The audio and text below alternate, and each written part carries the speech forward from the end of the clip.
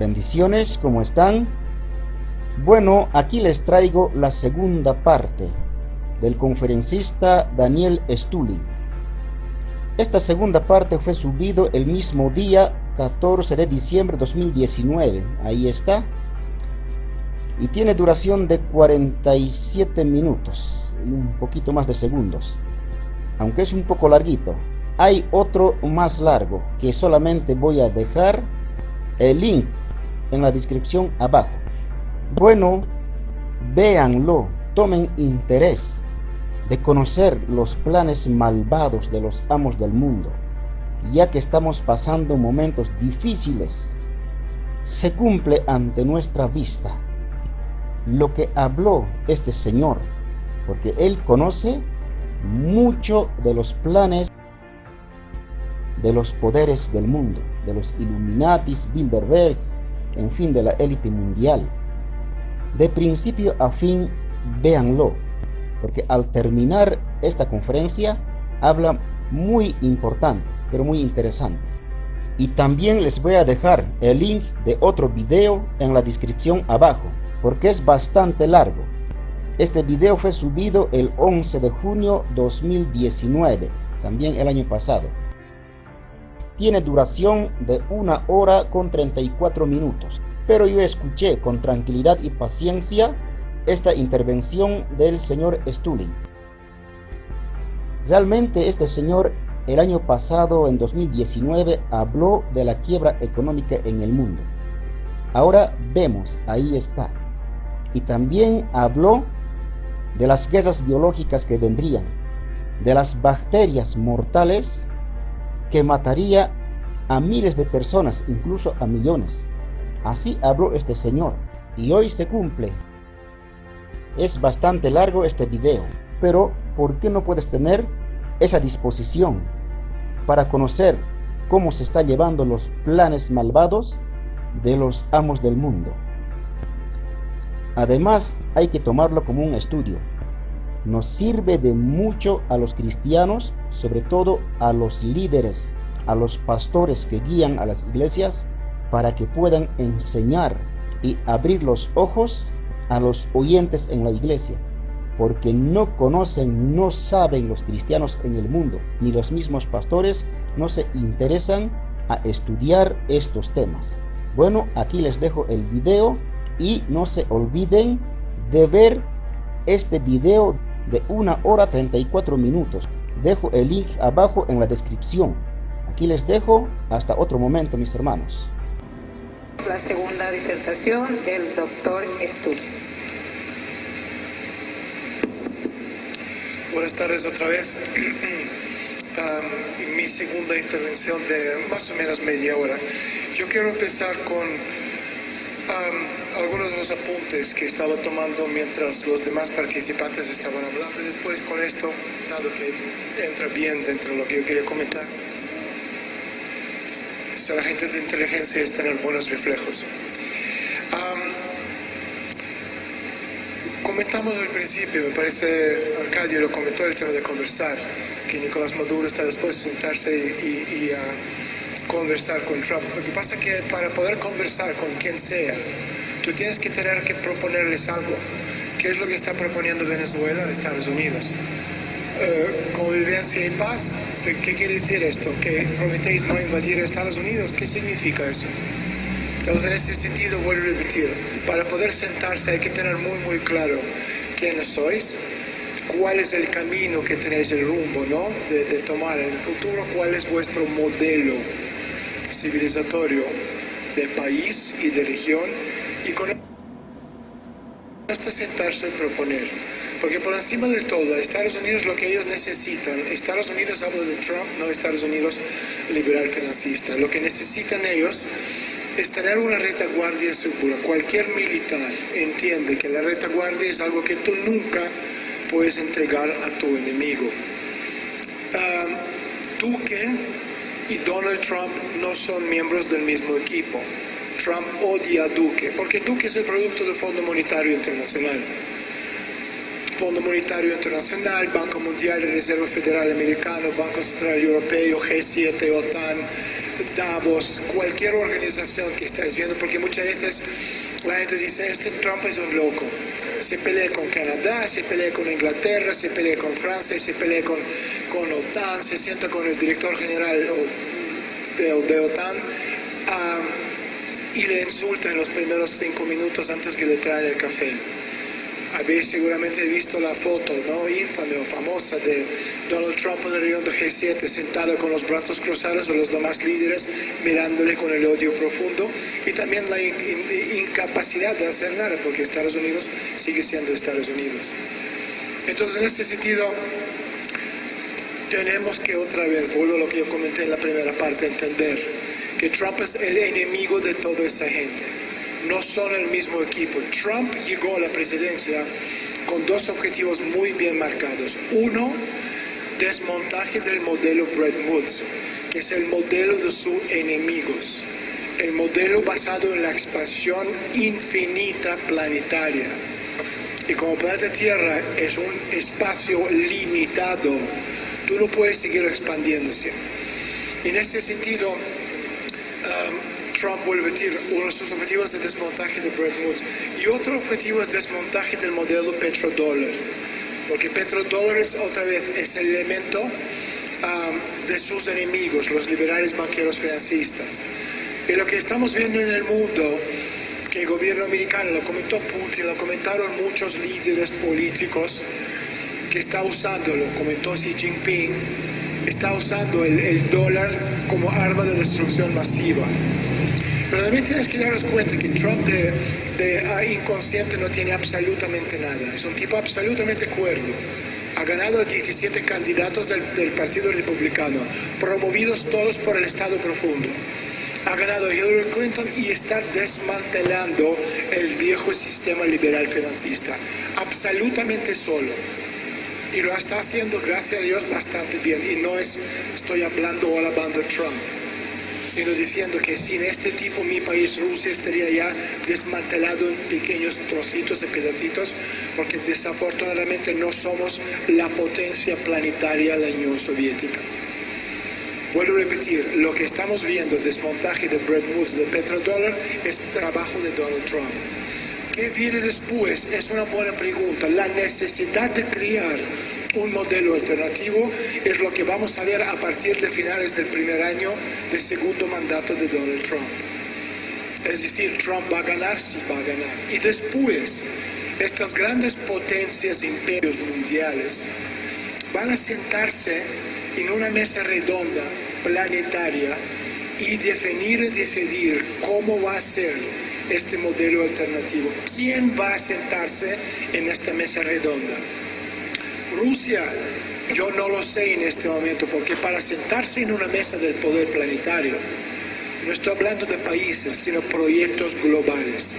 Es absolutamente vital presentar una conceptualización del mundo.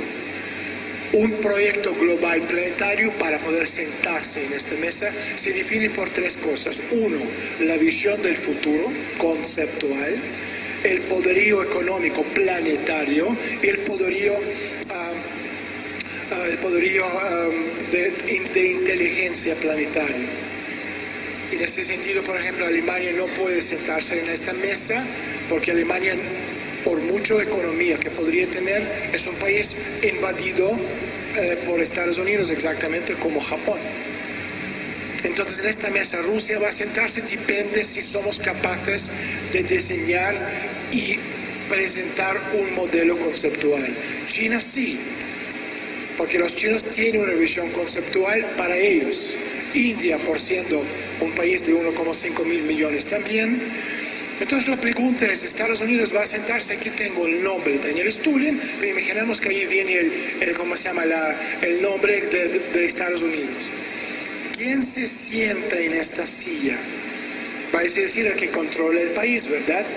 Entonces la pregunta siguiente es, ¿quién controla Estados Unidos? Trump, presidente, no lo controla, porque están haciendo un intento absolutamente flagrante a través de un golpe de Estado llamado impeachment de quitarle del medio. Y esto no es una cosa de republicanos o demócratas, sino del Estado profundo, que es modelo liberal financista planetario. Porque el objetivo de quitarle el medio a Trump es hacerse con el control de la maquinita que imprime dinero, que se llama centro de emisión. Aunque esa gente no entiende porque no tiene el lenguaje. Para entender el lenguaje no hablo de inglés, español, ruso, alemán o chino. El lenguaje económico para entender que da igual si mañana Trump se va a la luna, a su casa ahí, y viene una Clinton o un quien sea, el dinero ya no se reproduce, el capital. Entonces este modelo está muerto igual. Entonces la necesidad intrínseca al final del primer año, mediados del segundo año de su segundo mandato, sentarse y discutir nuevo modelo económico planetario post-Bretton Woods. Queremos llamarlo Bretton Woods 2, queremos llamarlo Yalta 2, o el título que queramos poner, es irrelevante. Lo que viene es otro modelo, lo que viene es la regionalización de las economías. En este sentido no estamos hablando de un país o una región. De esto voy a hablar un poquito más tarde.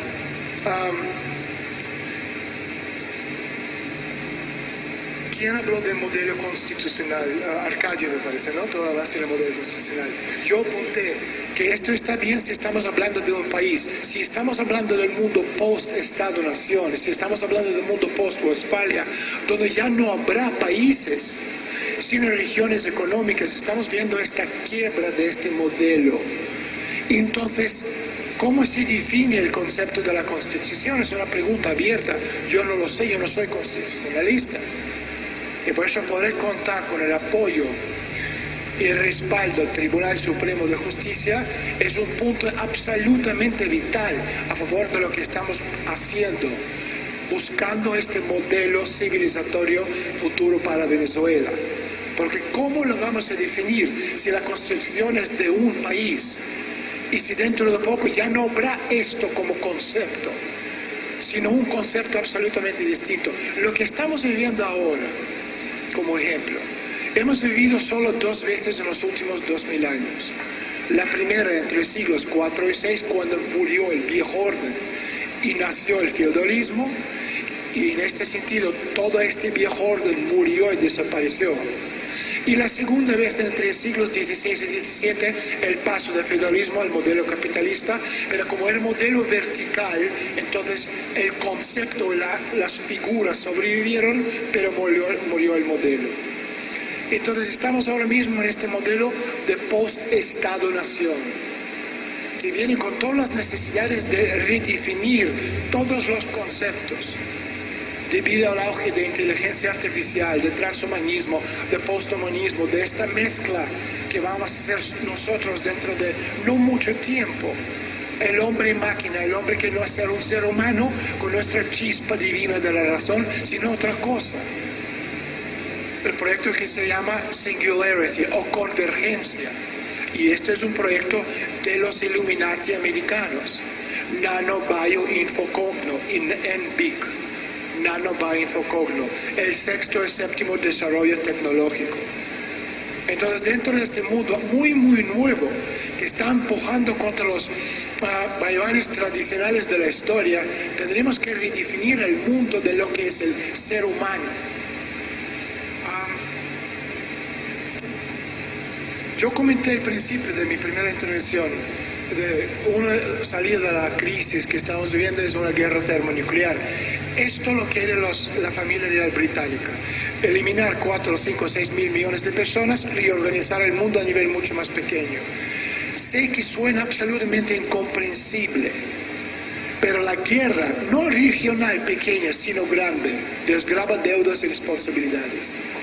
Si tú tienes una deuda de 4 cuadrillones, son 15 ceros, y esta deuda nos va a llevar a una quiebra sistémica planetaria, lo que se nos viene encima después es una crisis civilizatoria que no hemos visto jamás y no sabemos cómo solucionarlo.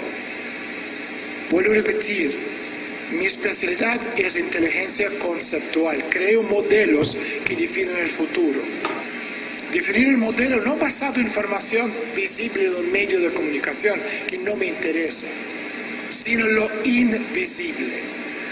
Entonces yo os pregunto, ¿por qué los billonarios americanos en masa están construyendo búnkers de $100 millones.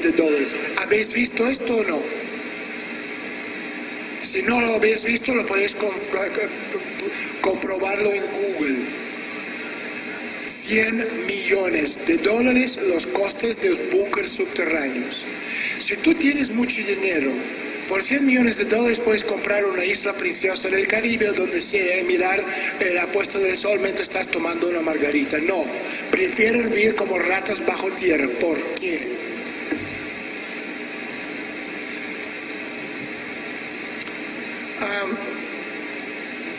Venezuela.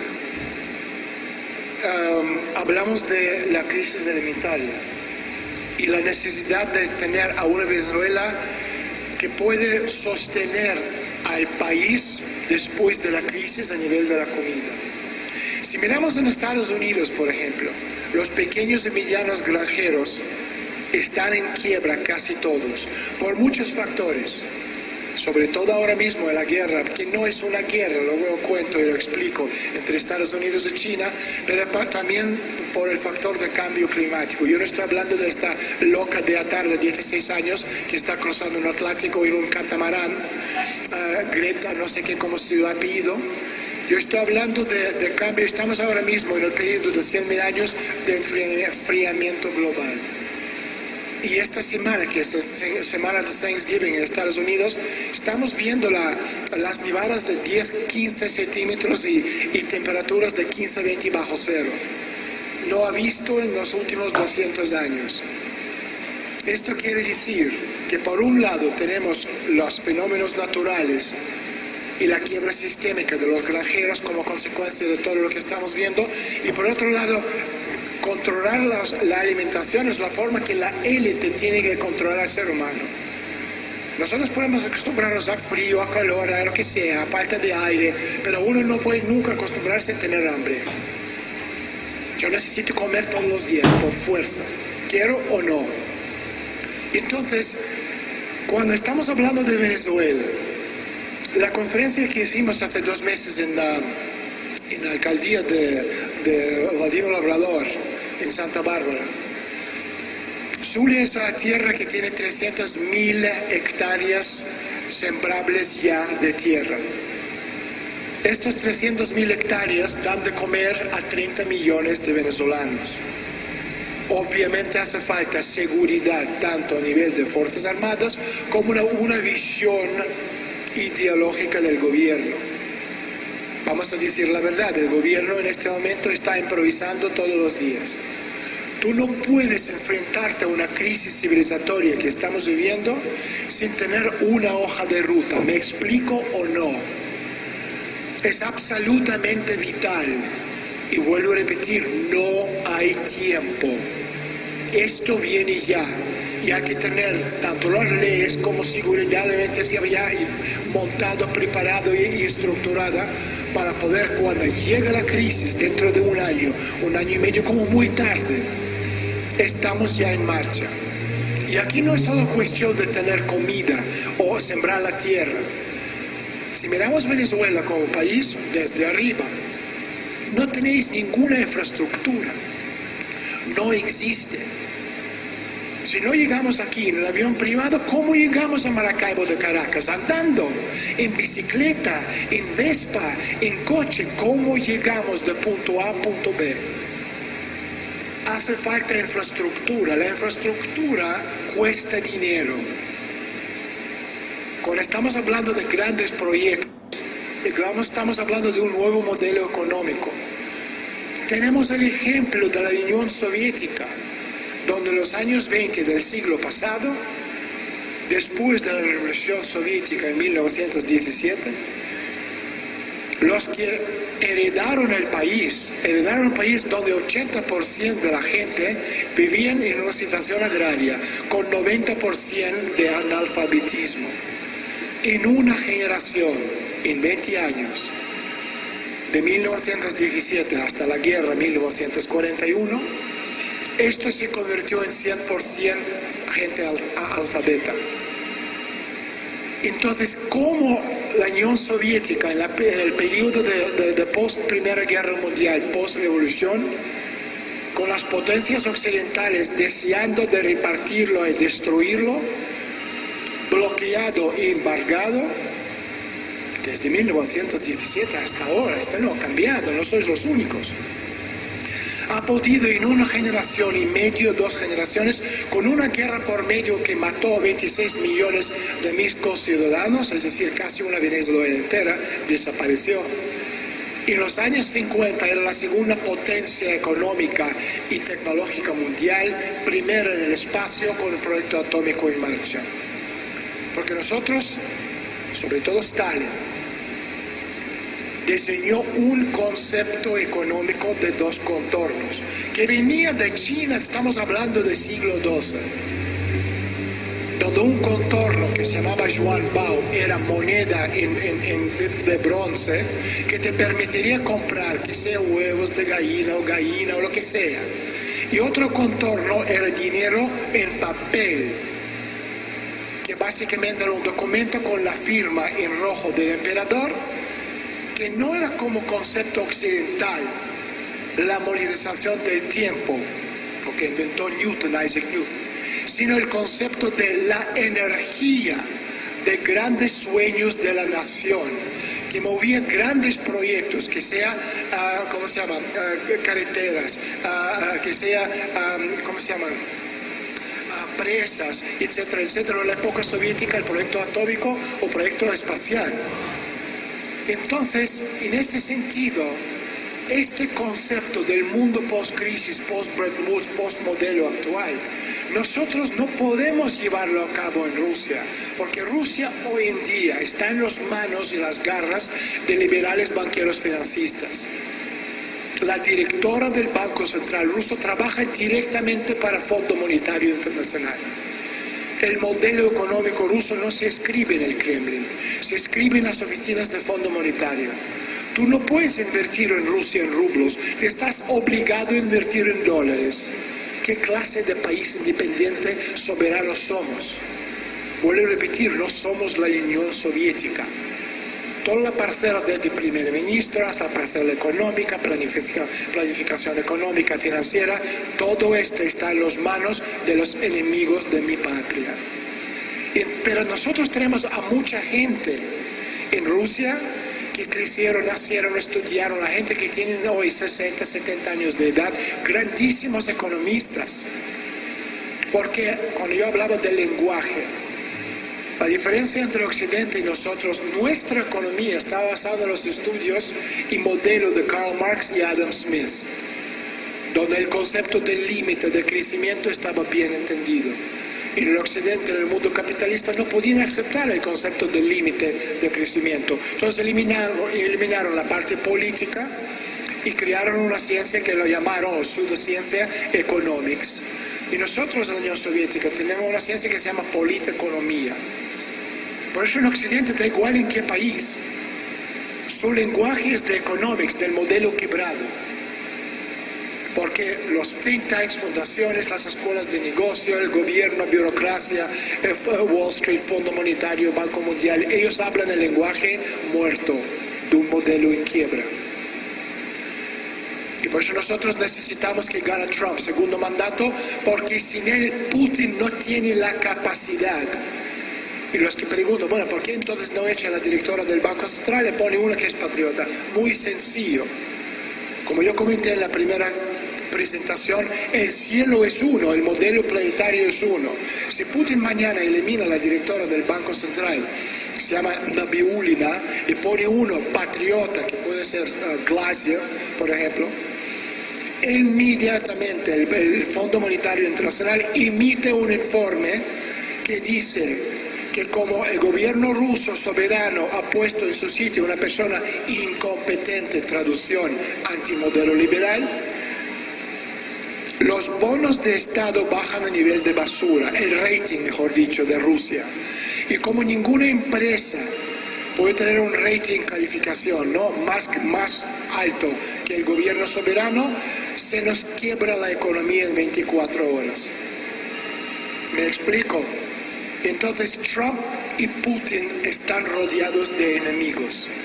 Y no estoy diciendo que Trump es bueno, repito, no estoy diciendo yo quiero ser amigo de Trump. Necesitamos a Trump poder destruir el modelo liberal y le seguimos detrás para crear el mundo multipolar. Entonces, en este sentido, ¿qué es lo que estoy diciendo?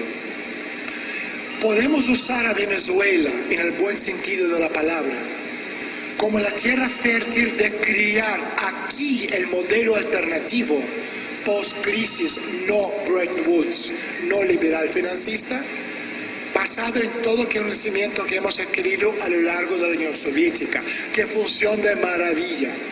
Porque vuelvo a repetir, entre los años 20 y la muerte de Stalin en 53, Rusia era segunda potencia mundial. En 89, 90, cuando se quebró la Unión Soviética, nuestra cuota de mercado mundial era 20,4%, más que la cuota de Estados Unidos en el día de hoy. Entonces podemos en Venezuela exportar a Venezuela nuestro concepto del modelo de dos contornos económicos y crear aquí un prototipo, no solo para Venezuela, para después exportarlo, importarlo de vuelta a Rusia. ¿Me explico? Tú comentaste, Marcos, el tema de la Revolución Francesa. Yo quiero retomar esto y usar lo que yo estoy diciendo de Venezuela para explicar. La Revolución Francesa, si lo pensamos bien, era el intento de destruir el viejo orden, sobre todo de los reyes. Entonces las personas como Bailly y Lafayette, su concepto era exportar de Francia los valores a Estados Unidos de los padres fundadores y después volver a importarlo de nuevo para destruir el viejo orden. ¿Qué es lo que ha hecho para contrarrestar eso el Imperio Británico? Crearon el terror jacobino, con la consecuencia de todo lo que hemos visto y con la consecuencia de la llegada de Napoleón, el primer nazi en la historia. Porque si pensamos en la Francia, sobre todo en el periodo, volviendo al periodo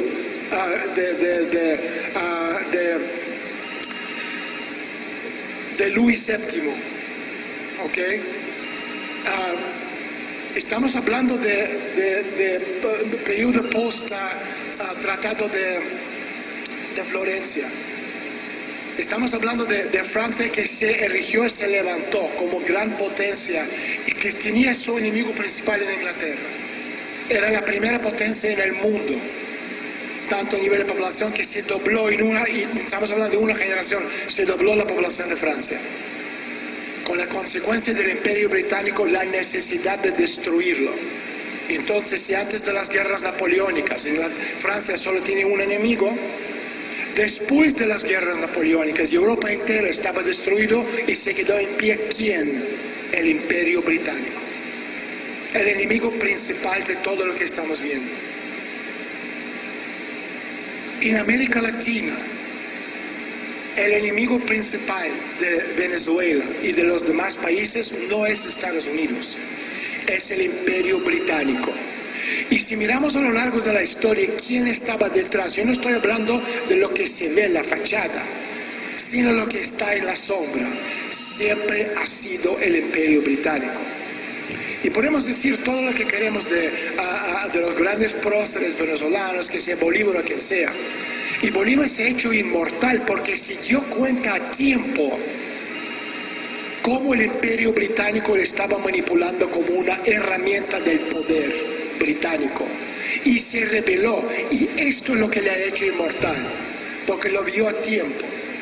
Pero todo lo que estamos viendo en América Latina es el Imperio Británico que lleva manejando esto durante los últimos 200 años.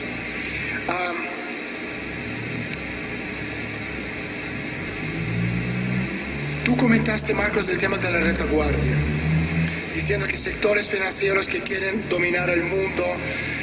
Es cierto, pero vuelvo a repetir lo que he dicho hace unos minutos. ¿Venezuela tiene retaguardia? No tiene retaguardia.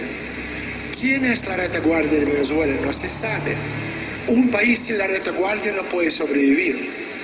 De la misma forma que Rusia y China pueden ser la retaguardia uno al otro, Venezuela puede ser la retaguardia de Colombia y Colombia la retaguardia de Venezuela.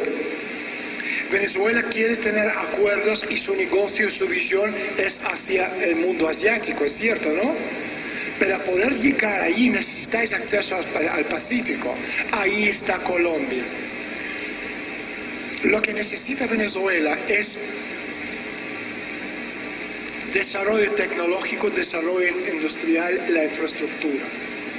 Si miramos, por ejemplo, como ejemplo, ¿no? El Medellín en Colombia, que ha sido durante muchos años la zona cero del narcotráfico con Pablo Escobar, etc. Ahora se ha convertido en el epicentro del desarrollo avanzado tecnológico e inteligencia artificial en el mundo, fuera de los Estados Unidos. Venezuela tiene toda la juventud imaginable y más, la gente inquieta que necesitan y desean convertir a esto una patria grande. Hay que darles razón de ser. ¿Por qué no se puede crear un Medellín en Venezuela? Con todo lo que conlleva a nivel de desarrollo tecnológico, la mejora de vida por kilómetro cuadrado de espacio contra la tecnología. Este avance tecnológico es lo que no existe aquí, como no existe infraestructura, como no existe un modelo del futuro, como no existe una visión. Hay muchas razones de por qué es eso. Por unos, porque hay gente infiltrada en el gobierno que son traidores, que trabajan para...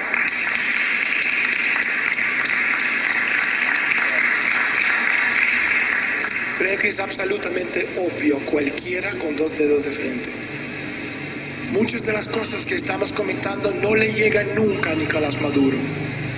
Si en el caso, por ejemplo, del presidente ruso, Putin ve el mundo por la ventana de Kremlin, porque está rodeado también de traidores. Entonces su mundo es lo que él ve por la ventana. Mucho de lo que estamos diciendo es absolutamente lógico y cae por Maduro, disculpa por la conjugación de palabras. Pero es así.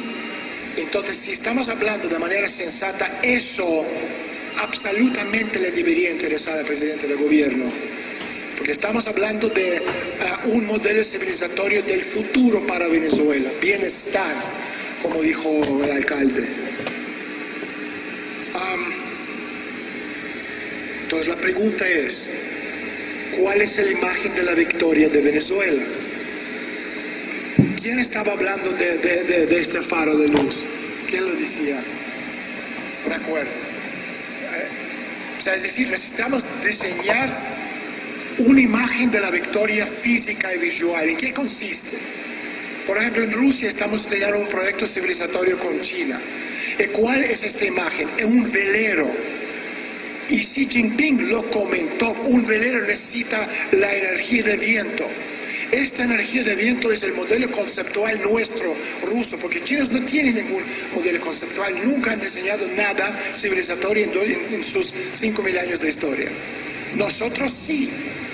Entonces el velero chino se apoya en esta energía de viento ruso, la visión del futuro. Lo mismo necesitamos crear un modelo y una imagen físico de la victoria para Venezuela, una hoja de ruta, un desarrollo cultural. Hablamos aquí en la mesa del tema de educación. La cultura no es un tipo que canta o baila, la cultura se define a nivel de ética, estética y lógica. Y son estos valores que tenemos que promover. Porque un pueblo ético es imposible de subyugar, absolutamente imposible. Nosotros ganamos la Segunda Guerra Mundial solos, sin el apoyo de nadie. Y morimos en nombre del bien común, sabiendo que la muerte de cada uno de nosotros significa un paso más hacia la victoria, porque estamos dispuestos a sacrificarnos por el bien de todos. Entonces, si hablamos de liberalismo puro occidental, derechos humanos, derechos de voto, hedonismo, placeres de cuerpo, o podemos hablar de bien común como conjunto, que es lo que tiene China. Su proyecto Datun, la unión, la gran unión del pueblo chino, esta visión civilizatoria que tiene 5.000 años. Solo si somos capaces de juntarnos como pueblo, bajo una visión única que une al pueblo a nivel civilizatorio, somos capaces de salir de las situaciones que nos encontramos. Quería comentar el tema de China y Estados Unidos. Estamos viendo en los medios de comunicación que los chinos y los americanos están metidos en una pelea a muerte por visión del futuro, de sanciones, contrasanciones, comentarios de Trump, los líderes chinos en Twitter, etc. Todo esto es una leyenda de cobertura. No existe ninguna guerra entre China y Estados Unidos, son socios. En 1979, Jimmy Carter y Deng Xiaoping firman un acuerdo de 20 años, prolongable 20 años más, hasta febrero 2019. Este acuerdo les une en un pacto de sangre a nivel económico. China se desarrolla como potencia económica gracias a que Estados Unidos les abrieron su mercado. Cuando se firma este acuerdo, a principios de febrero del año 1979, los Estados Unidos les piden comprobación y confirmación de este pacto de sangre. ¿Qué hace China 15, 16, 17 de febrero de 1979? Invade a Vietnam como demostración que Estados Unidos y China son socios. Lo que estáis viendo ahora mismo es leyenda de cobertura. China y Estados Unidos repartiendo el mundo en dos contornos. Un contorno Estados Unidos, la parte occidental con dólar como moneda, y otro contorno para China, toda la parte del sudeste asiático con yuan como moneda. Esta es otra salida de la crisis. Estamos hablando de guerra termonuclear, estamos hablando del modelo de los Illuminati americanos, nano, bioinfo, cogno, convergencia, sexto y séptimo desarrollo tecnológico. Y otra salida de la crisis es esta, un mundo dividido en dos contornos. China es camino perpetuo de engaño durante los 5.000 años de su historia. Y lo que estamos viendo ahora mismo con el tema de Hong Kong es el tema del reparto de las drogas. Nada más ni nada menos. Hong Kong siempre ha sido el epicentro de la droga, desde las guerras de opio en el siglo XIX.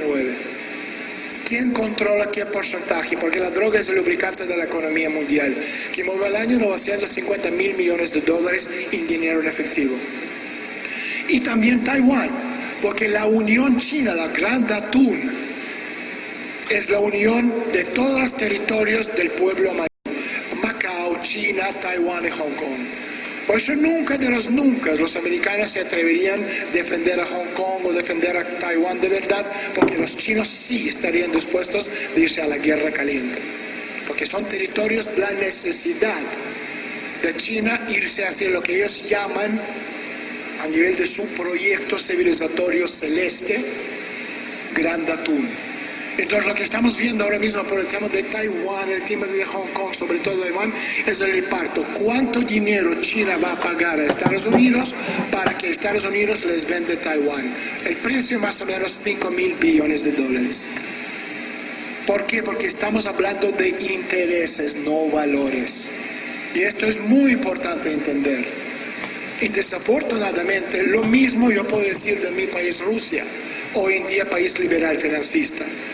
Que Rusia liberal financista, no Unión Soviética comunista marxista, está más que dispuesta de intercambiar Venezuela por la zona de influencia nuestra en Asia Central. Entonces vamos a ir promoviendo esto, defendiendo esto, hasta que es suficiente maduro como proyecto para intercambiar la zona de influencia por doctrina Monroe aquí, por la otra que está mucho más cercana a nuestras fronteras, que la Asia Central. Porque lo que estamos viendo ahora mismo con la pérdida por parte del Estado profundo, de la guerra en Siria, los terroristas ahora mismo están en todas las ex repúblicas soviéticas, los TANs, dispuestos a entrar. Entonces vamos a intercambiar en un punto determinado. Yo no estoy diciendo que somos traidores, no. La Unión Soviética a muerte a nivel ideológico. Pero nosotros no somos la Unión Soviética, no tenemos la ideología.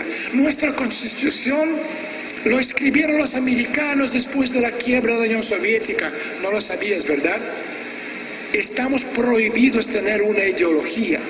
Después de marxismo, comunismo como proyecto rojo bíblico, no tenemos absolutamente ningún proyecto. Estamos improvisando sobre la marcha exactamente como ustedes. Repito, no tenemos ideología, y nuestra constitución no lo escribió un patriota ruso, sino el gobierno americano liberal banquero financista, para que os dais cuenta cómo estamos jugando. Estamos comentando también el tema de BRICS. BRICS es el primer intento de crear lo que yo comenté antes, proyecto regional. BRICS no es un proyecto viable. Era en principio, pero Brasil no pudo llevar a cabo el proyecto de regionalización económico, y además tenéis en cuenta que BRICS como proyecto, estamos hablando de India en este caso, es un proyecto de Goldman Sachs. La élite india, 200 millones de ellos, son absolutamente afines a Inglaterra. De hecho, su negocio principal es con Londres. Entonces, BRICS como proyecto es un elemento de seguridad que en principio no funcionó. Entró Goldman Sachs y creó BRICS a favor de, en caso que BRICS empiece a funcionar, tener el elemento necesario para destruirlo por dentro. También hablamos un poco del tema de supervivencia de nivel individual del país. En un futuro próximo, post-país, no existe supervivencia individual, solo existe supervivencia conjunta. China tiene un problema muy grande, tiene 1.000 millones de personas que ganan $1 al día. Con la quiebra planetaria que estamos viviendo, no hay mercado interno para asegurarse la supervivencia, porque esto China con Estados Unidos necesitan desmontar el sistema, y lo que estáis viendo es el desmontaje del sistema económico de forma conjunta, Trump, Putin y Xi Jinping. Dicho esto, es importante entender que Trump y Xi Jinping son íntimos amigos. Pero a pesar de ser amigo de Xi Jinping, Trump no puede permitir que China se levanta y se fortalece debido a que el modelo económico chino es el modelo de los enemigos de Trump. ¿Me explico? Porque China se levantó en los años 90 y en los años 80 gracias al modelo liberal financista, el modelo de los enemigos de Trump. Y aunque Trump y Xi Jinping son grandes amigos, él no puede permitir a China levantarse dentro de este modelo de sus enemigos. Igual con Putin. Trump adora a Putin, lo habéis visto en todas reuniones internacionales, como siempre le busca.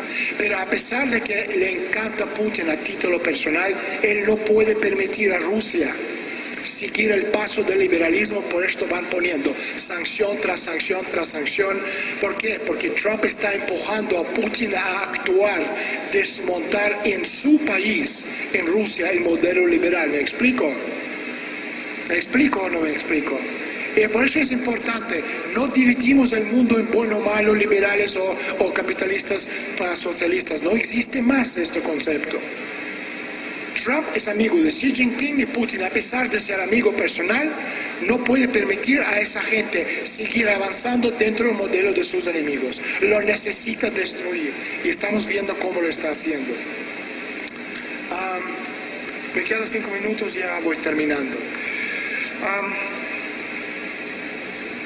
Tú comentaste el tema, Vladimir, calificadores de riesgo, Fitch, Standard & Poor's. O sea, es decir, estamos hablando de calificadores de riesgo del modelo liberal financista. Obviamente, mientras el modelo planetario como el cielo es uno para todos, esta gente va a tomar todas las decisiones en contra de la necesidad de cualquiera que va para el mundo multipolar. Lo mismo podemos hablar de la justicia. No existe justicia a nivel planetario mientras el liberalismo banquero financista sigue gobernando el mundo. Da igual si estamos hablando de la Haya, estamos hablando de donde sea, cualquier cosa, dentro de cualquier desacuerdo en la Organización Mundial de Comercio o lo que sea. Organización Mundial de Comercio, Banco Mundial, Fondo Monetario Internacional, son elementos clave del sistema Bretton Woods. Y los que dicen que Bretton Woods está muerto, entonces estas organizaciones siguen más que vivos. Y mientras orden liberal sigue en pie, no vamos a tener ninguna justicia, ni para Rusia, ni para Venezuela, ni para Irán, ni para ningún país que no forma parte de esta dialéctica liberal. Lo mismo podemos hablar de los medios de comunicación. Y esto es muy importante en tener en cuenta. Por eso es vital, Venezuela, vuelvo a repetir, modelo económico no podemos crearlo en Rusia, no tenemos la capacidad, porque estamos rodeados de enemigos internos, que desde el último trimestre del año 2012 están desmantelando el país. Son 29 cuartos seguidos que estamos bajando. De todos los números que van pintando que el nivel de vida de Rusia es mentira todo, papel aguanta cualquier cosa. Y ya para ir terminando,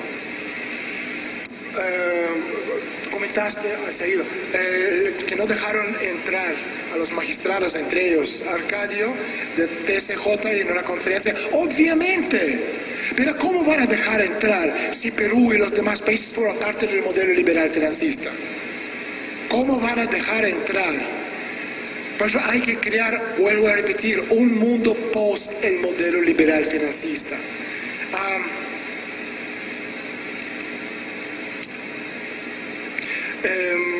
Indira, me parece, estaba comentando, analizar el proyecto del Estado, analizar el proyecto de Estado, el modelo tenemos, etc. Yo no estoy de acuerdo. Yo estaría de acuerdo si estamos viviendo en el mundo de Estado-Nación. Pero ya no estamos en el mundo Estado-Nación, entonces analizar el proyecto que ya existe no sirve, porque vamos a vivir en el mundo post-Estado-Nación. Entonces, en este mundo post-Estado-Nación, ¿cómo es este mundo? Os voy a dar una pincelada. ¿Por qué habéis visto, no, cómo se llama, el sueldo universal que están promoviendo muchos países en el mundo? ¿Por qué lo están haciendo? Desde la óptica conceptual. Porque estamos llegando a un punto donde la inteligencia artificial supera con creces lo que puede ser un ser humano. Entonces, dentro de muy poco, no estoy hablando de 100 años, pocos años, 5 o 6 años, vamos a tener una redundancia de 7.000 millones, si somos 8, 7.000 millones de personas. ¿Qué vamos a hacer con esa gente? ¿Qué vamos a hacer? En un mundo post-crisis donde ya no existe Estado-Nación, donde hay 7.000 millones de parados que no tienen nada que hacer y un modelo económico por definir. No hay respuesta, y por eso para la élite que están deseando llevar el mundo a la tercera guerra termonuclear, es una solución perfecta. Matas a 5.000 millones de personas y ya no tienes que contestar a esta pregunta. Entonces, claro, ahí volvemos otra vez a lo mismo. A nivel de constitución, a nivel del papel del Tribunal Supremo de Justicia de cualquier país. ¿Está preparado un Tribunal Supremo de Justicia, hablamos de Venezuela, del mundo que viene después de la crisis, donde habrá unas grandes migraciones de personas y otra vez con la caída, obviamente, de seguridad alimentaria a nivel planetario, habrá muchísimos millones y decenas de millones de muertos? Estamos hablando de la plaga bubónica que mató una cuarta parte de la población europea. Esto puede ser peor porque aparte de la plaga y las enfermedades, el ser humano tiene una capacidad de guerra bacteriológica sin límite, que puede ir matando a las razas que quiera. Y en este sentido estamos viendo este mundo post-crisis donde desaparecen los estados que aparecen. Por ejemplo, una de las cosas que puede aparecer es el concepto de ciudad-estado, que ya lo hemos visto en el mundo de post el Tratado de Florencia, 1438. Hoy en día tenemos ciudades-estado. Singapur, Mónaco, ¿cómo se llama? El Vaticano. Son ciudades-estado. Entonces, una ciudad-estado de 25 o 30 millones de personas es lo que quiere la élite, porque es muy fácil de controlar una masa, un conjunto. Y ahí vienen las nuevas tecnologías 5G, que con las ondas te pueden lavar el cerebro y controlarte. Por eso están promoviendo 5G, no para que ustedes puedan bajar una película en 0,1 segundo. Es un proyecto bien desarrollado a nivel tecnológico. Y todas estas preguntas tenemos que tener capacidad de contestar. Venezuela no está preparado en este momento porque están viviendo como si fuera Venezuela un asteroide ahí volando en el espacio sin ningún acceso, ninguna relación con los demás países. Formamos parte, tanto Rusia como Venezuela, de un mundo que quiere ser multipolar y lo va a hacer por fuerza. porque el viejo orden está en quiebra. Es hasta nosotros somos los responsables de decidir si vamos a vivir en un mundo post-crisis con una capacidad bien establecida de un país basado en la ley, con una visión del futuro, porque tenemos esta producción civilizatoria, o un mundo de caos. En cualquier forma que vamos a vivir, el mundo dentro de muy poco va a parecer una cosa absolutamente distinta a todo lo que hemos visto. Y para terminar, quiero desear a todos nosotros la mejor fortuna, en ambos sentidos de la palabra, suerte y prosperidad. Que nuestro esfuerzo y deseo se vea recompensado en una fuerte Venezuela en un futuro.